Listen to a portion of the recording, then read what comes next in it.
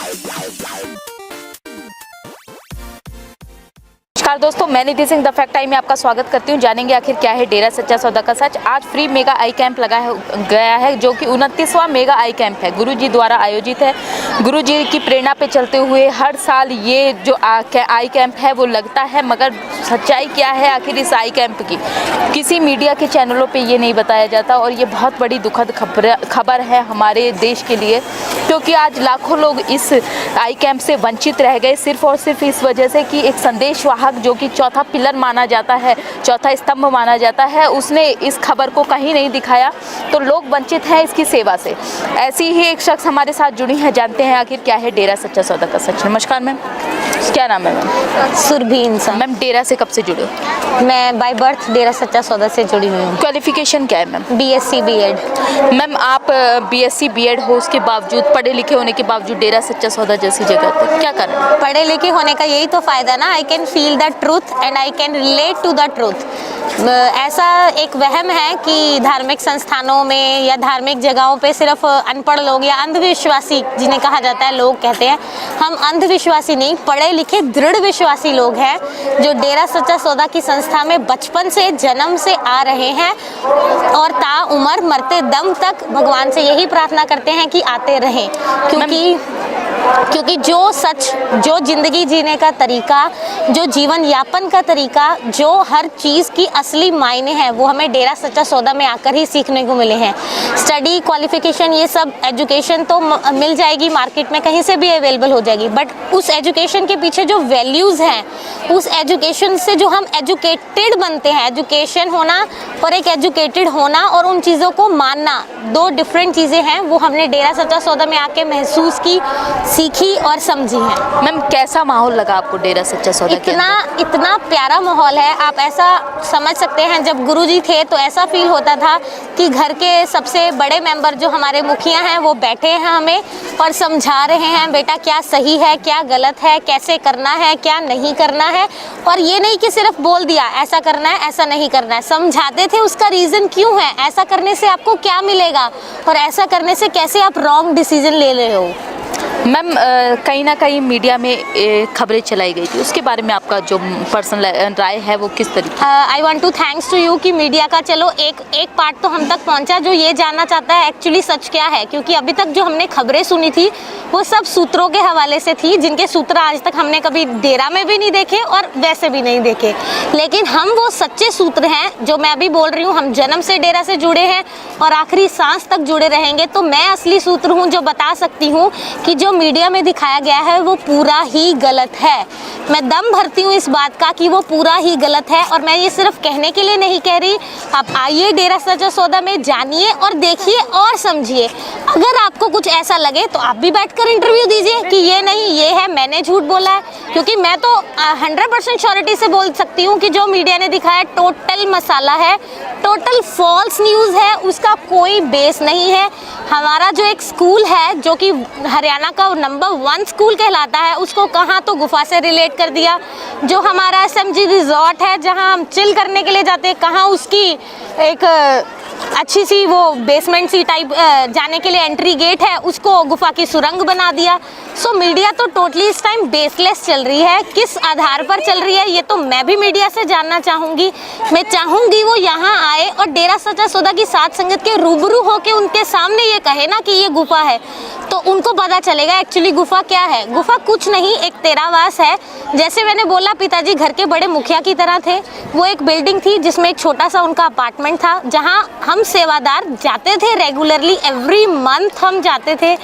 वैसे ही बाप की तरह वो बैठकर हमें समझाते थे। और ये जो मीडिया बात कर रहा है 10 से 20 बार, तो ये खुद ही तेरावास में जा चुका है। इस बात में कोई दो राय नहीं है, क्योंकि दरवाजे खुले होते थे। ऐसा कुछ नहीं था तू जाएगा, तू नहीं जाएगा, तू नहीं जाएगी, तू जाएगा।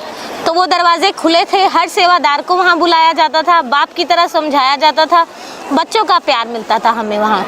मैम लड़कियों के लिए बीइंग अ गर्ल आप कितना सेफ फील करती हैं? बीइंग अ गर्ल ये मेरा सेफेस्ट प्लेस है। अगर मैं होम, मेरा घर जो है, उसके बाद अगर कोई प्लेस दुनिया में सेफ देखती हूँ, इवन तो मेरे घर से भी ज़्यादा अगर मैं बोलूँ कि कोई सेफ प्लेस देखती हूँ तो मैं डेरा सच्चा सौदा। उसकी एक ऐसी मर्यादा है जो हमें गुरुजी ने बचपन से सिखाई है, सब बच्चों में सिखाई है। सो मेरा safest being a girl, her girl को इंस्टिंक्ट फीलिंग आ जाती है कौन सा सेफ प्लेस है कौन सा नहीं है। सो बीइंग अ गर्ल मैं कहूँगी ये सबसे सेफेस्ट प्लेस है। Till my childhood to till this time and till my last breath, this is my safest place. Ma'am media में आप कह रहे हो कि इतनी खबरें जो दिखाई गई हैं बिल्कुल सूत्रों के हवाले से दिखाई गई हैं, मगर वहीं गुरुजी पे जो लगे आरोप उसके बारे में क्या मानते? वो सारे एलिगेशन फॉल्स हैं, वो सारे के सारे एलिगेशन फॉल्स है। जो 6 करोड़ लोगों का नशा छुड़वा सकता है, जो 6 करोड़ लोगों को ये सिखा सकता है कि कैसे वेश्याओं को अपनी बेटी बनाना है, कैसे नशे और बुराइयों से दूर रहना है, कैसे रक्तदान करना है, कैसे गुरु की पुण्यतिथि को नेक काम, दुनिया को आंखें देकर, अंधों को आंखें देकर, बेसहारा को ऑपरेशन करवाकर ऐसे मनाना है हर दिन, हर वार, हर त्योहार, चाहे वो खुशी का मौका हो या आज जैसे आपने बताया 29वां याद मुर्शिद कैंप लग रहा है, या कोई ऐसा घड़ी हो जो हमारे दिल में हो। तो उन सभी चीज़ों को जिस गुरु ने, जिस संत ने हमें ये सिखाया है कि कैसे हर दिन को मनाना है, कैसे हर वार को मनाना है, तो उस संत पे इतने एलिगेशन लगाना और वैश्यावृत्ति जिसने छुड़वाई उस पे वही इल्ज़ाम लगाना, तो मैं तो जानना चाहूँगी वो गुमनाम चिट्ठी लिखने वाले कौन हैं? क्या ये भी सूत्रों के हवाले से ही चल रहा है? क्या गुमनाम चिट्ठी लिखने वाले कभी हमें भी दिखाई देंगे? गुरुजी ने बकायदा बेधड़क बेझिझक कितने इंटरव्यूज दिए हैं मीडिया को, कितने ही इंटरव्यूज दिए हैं, और हर इंटरव्यू में गुरुजी ने यही कहा है कि उनका मार्ग सच्चाई का था, है और रहेगा। बस वो सच्चाई लोगों को रास नहीं आती है और लोग कहते हैं कि सच्चाई बंद हो जाए, नशे की दुकानें बढ़े, जो उनका काम है वो दम दम से चले और अच्छाई समाज में ना फैले। मैम आज आपने कहा कि आई कैंप लगाया गया है, 29वां आई कैंप लगाया गया है, कि किस तरीके से यहाँ पर सेवाएं चल रही हैं आई कैंप के अंदर? इस आई कैंप की सेवाएं ज़बरदस्त है। आप देखेंगे ए से लेकर जेड तक पानी पिलाने वाला गरम है, सर्दी के आधार पर जैसे गर्म पानी चाहिए होता है वो गरम है, लंगर चाय की सुविधा हमेशा उपलब्ध है। पेशेंट के साथ डील करने के लिए बहनों की तरफ सेवादार बहनें, भाइयों की तरफ सेवादार भाई तत्पर मौजूद है बिना किसी स्वार्थ के। ये कैंप एकदम निस्वार्थ भावना से चल रहा है। देखिए यहाँ कोई पैसा लेकर नहीं काम कर रहा है, अपनी इच्छा से, ना कोई जोर जबरदस्ती से किसी से कुछ करवा सकता है, तो सब अपनी इच्छा से गुरुजी की प्रेरणा के अनुसार कि ये हमारे मुर्शिद की याद का एक दिवस है और मुर्शिद ने यही सिखाया कि इसे मानवता भलाई के कार्यों से ही मनाना है। इतनी ज़बरदस्त सेवाएं हैं, सुबह से लेकर शाम तक, गर्म पानी कहें, लंगर कहें, चाय कहें, पेशेंट के साथ डॉक्टर की कोऑपरेशन कहें या ओपीडी जो मरीजों के लिए बैठने की व्यवस्था कहें, सब ए से लेकर जेड तक कोरोना होने के बावजूद, इतनी महामारी के बावजूद पुख्ता इंतजाम है, डिस्टेंस से बिठाया जा रहा है, हर चीज़ उनको प्रोवाइड की जा रही है।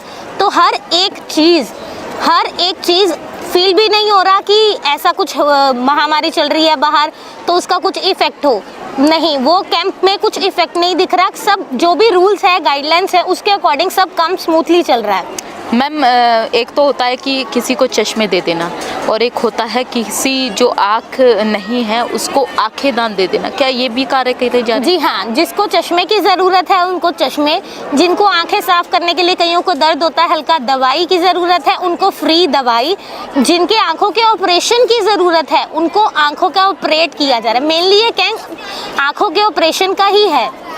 मैम आँखों का आपने कहा फ्री ऑपरेशन किया जा रहा है, मगर कहीं ना कहीं कड़वा सच है जो हमारे समाज का, वो ये है कि अगर आज मीडिया के दिग्गज जो चैनल हैं, जो संदेश वाहक का कार्य करते हैं, अगर ये संदेश जन जन तक पहुंचाते कि यहाँ पर आई कैंप लगाया गया है, तो शायद आज लाख नहीं करोड़ लोगों को रोशनी मिल सकती है। जी हाँ, क्या मैं करना चाहोगे? ऐसे चैनलों को बंद किया जाए, कार्रवाई करी जाए, क्योंकि लोगों को भला होने से रुक रहा है। जी हाँ, ये तो मेजर प्रॉब्लम है। गुरुजी ने मीडिया को एक दर्जा दिया था, चौथा स्तंभ कहते थे गुरुजी, और गुरुजी को विश्वास था और गुरुजी बार बार ये दोहराते भी थे।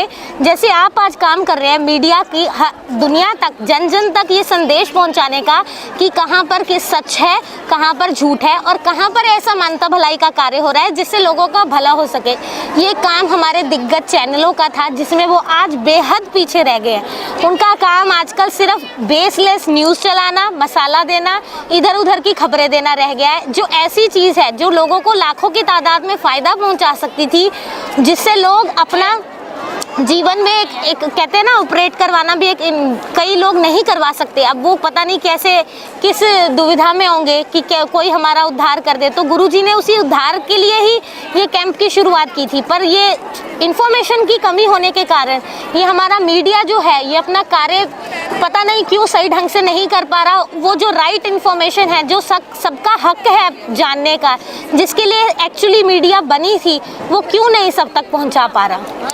मैम, आपने कहा कि मतलब ऑब्वियस सी बात है कि मीडिया को अपना कार्य करना चाहिए और संदेशवाहक का कार्य एक होता है उसका, तो वो लोगों तक वो भी भलाई का कार्य करना चाहिए। तो सरकार से क्या अपील करोगे आप, इसके लिए कोई कानून लाना चाहिए? जी हाँ, मैं सरकार से हाथ जोड़कर यही अपील चाहूँगी। जैसे गुरुजी के केस में हमने देखा, सूत्रों के हवाले के नाम पर इतनी अंधाधुंध खबरें चली जिनका कोई तथ्य, जिनका कोई सच, जिनका कुछ नहीं था।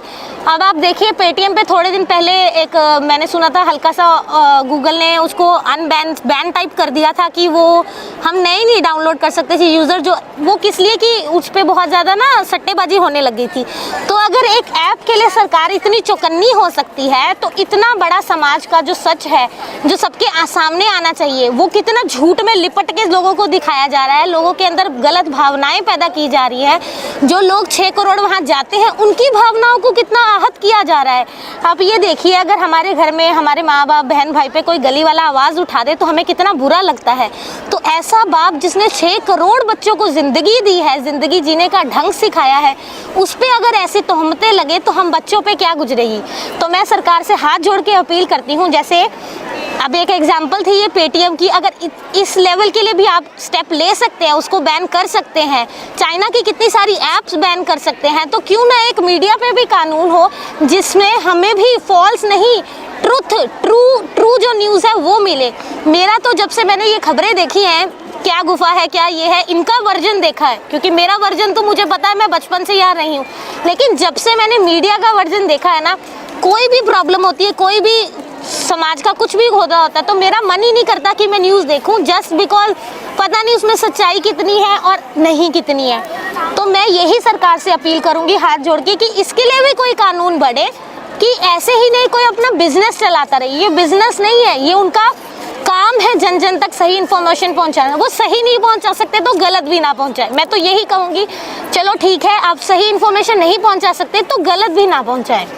समाज को गुरुजी की जरूरत है, बेहद ज़रूरत है समाज को गुरुजी की। जैसे आज आई कैंप था, तो अब आपने देखा होगा जब गुरुजी यहाँ थे तो कितना मीडिया कितनी बार यहाँ आया। आज गुरुजी होते तो मीडिया यहाँ ज़रूर होता और इन्फॉर्मेशन चैनल्स पे भी होती और ये जन जन तक खबर पहुँचती और इस कैंप का लाभ उठाने वाले भी हज़ारों लोग होते। और प्लस हमारा जो समाज, हमारा जो यूथ, हमारा जो ये सोसाइटी नशों की तरफ, गंदगी की तरफ जा रही है, जो सिर्फ गुरुजी की प्रेरणा से ही बाहर आ सकती है, क्योंकि मैं भी उनको सुन के, देख के, समझ के ही सीखी हूँ। तो मैं यही अपील करूँगी कि गुरुजी की प्रेरणा पे तभी चल पाएंगे लोग जब वो हमारे बीच में मौजूद होंगे। ऑल्दो जब से वो गए हैं, उनका जब भी मैसेज आता है यही होता है कि ये कार्य को निरंतर करते रहना है, निरंतर करते रहना है। साथ संगत कर भी रही है, पर हमारे अंदर वो जो बूस्ट है उसकी कमी है, तो हमें वो हमारा बूस्ट वापस चाहिए और समाज को उन्नति करने के लिए, तरक्की करने के लिए एक राइट गाइडेंस चाहिए, जो हमें हमेशा गुरुजी से पाई थी, है। आज भी हम उन्हें लुकिंग फॉरवर्ड करते हैं इस चीज़ों के लिए। तो हम सरकार से यही अपील करेंगे, जिसने इतने लोगों को सुधारा, इतने लोगों को बदला, तो क्या सरकार को एक सेकंड थॉट नहीं लेना चाहिए कि वो इंसान, वो संत, वो समाज का फरिश्ता जिन पर ये एलिगेशन सिर्फ एक बेसलेस चिट्ठी के तौर पे लगे, बेसलेस चिट्ठी है वो, कुछ 1-2-4 लोगों का गुट है जो 4000 बार वही मीडिया के सामने आता है। क्या उन खट्टा सिंह या वो 4 लोगों के अलावा कभी कोई आया है? कोई उनके अलावा हमने देखा है मीडिया में? या डेरे से, जैसे आज मैं बैठ के बोल रही हूँ, डेरे में से बैठ के ही बोल रही हूँ कि मैंने जो सच देखा है वो क्या है, तो क्या उनकी तरफ से कभी हमने देखा? ऐसा कुछ नहीं है। ये सारे एलिगेशन फॉल्स हैं। जो गुरुजी ने समाज उत्थान के लिए कार्य किए हैं, ए से लेकर जेड तक 134 मानवता भलाई के कार्य डेरा सच्चा सौदा द्वारा किए जा रहे हैं। तो सरकार को देखना, सोचना और समझना चाहिए कि गुरुजी की समाज को इस वक्त बेहद ज़रूरत है। मैम, कन्या भ्रूण हत्या का मेन रीज़न एक ये है कि वंश नहीं चल पाता। गुरुजी ने इसके लिए भी कुछ किया? गुरुजी ने कोई क्षेत्र ही नहीं छोड़ा। एक तो लड़कियों को समाज में दर्जा क्या था, पहले पुरुष यहाँ थे, लड़कियाँ यहाँ थी।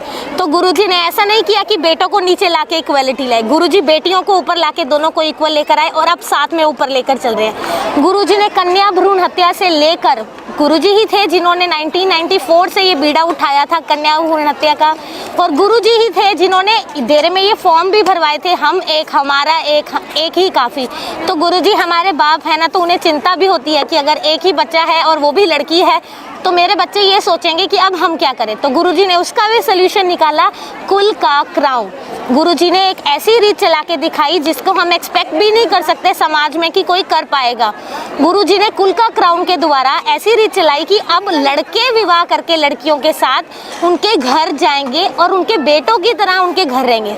बहुएं तो दूसरे घर जाती हैं, आज से समाज में यही प्रथा बनाई, पर वो माँ कितनी नसीब वाली है, कितनी कर्मों वाली है कि वो अपना बेटा भेजेगी। मैं कहूँगी ये गुरुजी की प्रेरणा ही है कि वो माँ मान गई, क्योंकि लड़की होती है तो माँ पहले से ही प्रिपेयर्ड होती है कि इसने जाना है दूसरे घर, लेकिन लड़का होता है तो कभी प्रिपेयर्ड नहीं होती। लेकिन गुरुजी के एक कहने पर ही सिर्फ गुरुजी की प्रेरणा इतनी ज़बरदस्त है, उनका मोटिवेशन पावर इतना स्ट्रॉन्ग है कि गुरुजी के एक आह्वान पर ही यहाँ 1500 भक्त मर्द गाजी हैं जो विवाह करके लड़कियों के साथ उनके घर जाने के लिए तैयार हैं और उनके परिवार उन्हें हंसी खुशी भेजना भी चाहते हैं।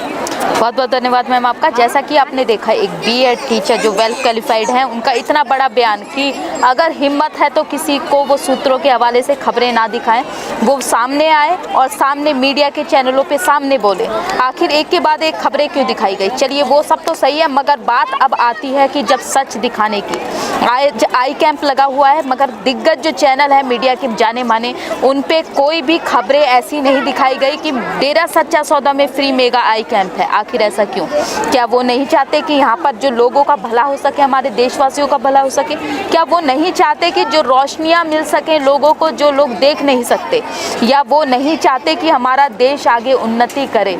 तो अपनी जो राय है कमेंट बॉक्स में ज़रूर लिखिएगा। क्या ये एक देशद्रोह का कार्य नहीं कि एक समाज सेवी संस्था को एक समाज सेवा करने का बीड़ा जो उठाया है उससे रोकना? जो अपनी राय है कमेंट बॉक्स में ज़रूर लिखिएगा। बहुत बहुत धन्यवाद।